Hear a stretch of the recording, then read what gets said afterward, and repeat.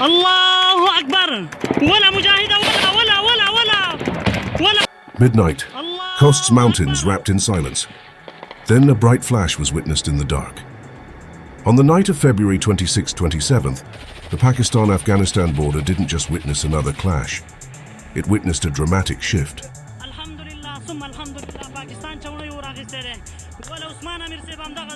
For many years, Anzar Sar was more than a remote post on a disputed frontier. It was a wing headquarters, a surveillance nerve center perched high in the Alisher Terezi district near the Durand line. From that elevation, Pakistani forces had a sweeping view into Afghanistan's coast province.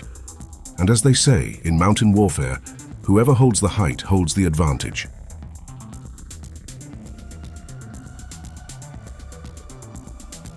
Pakistan's advantage is now gone. According to the Afghan Taliban's Ministry of Defense, elite units equipped with night vision and thermal gear stormed the headquarters in a coordinated late-night assault.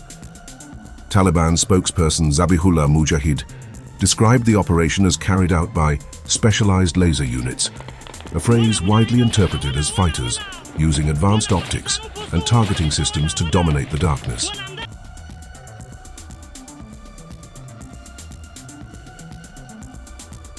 This wasn't a chaotic raid, it was methodical. Regional reports indicate that multiple surrounding posts, as many as 19, were overrun or abandoned in the aftermath. If accurate, this represents one of Pakistan's most significant tactical setbacks along this frontier in recent years.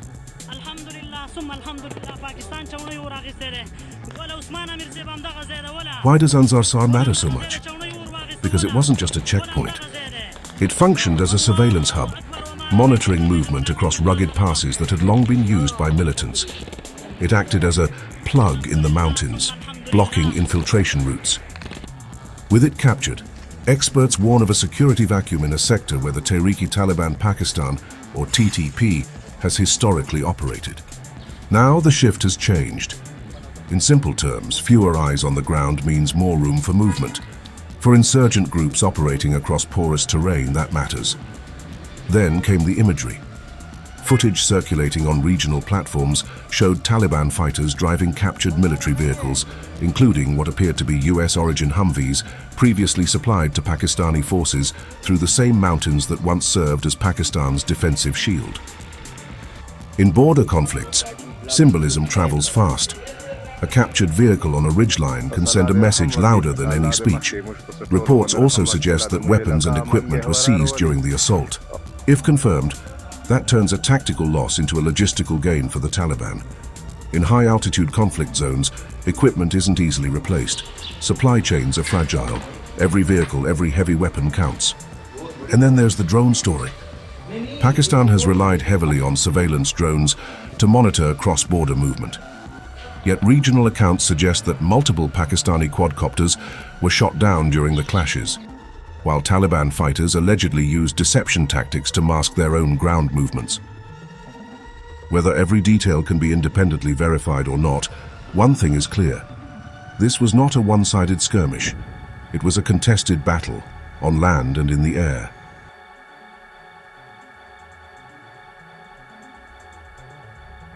Pakistan's state broadcaster announced Operation Ghazab Lil Haq, translated as Righteous Fury, signaling a military push to regain control of the lost terrain.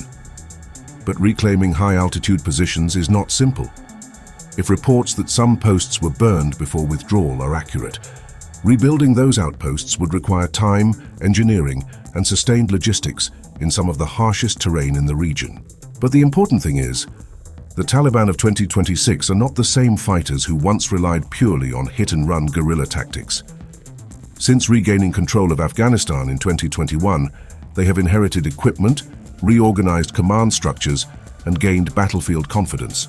Night vision capability, coordinated multi-post assaults, drone countermeasures.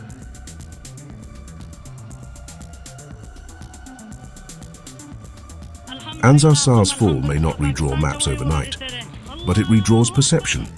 It signals that the balance along this stretch of the Durand line is fluid, and that high ground is only secure until someone proves otherwise.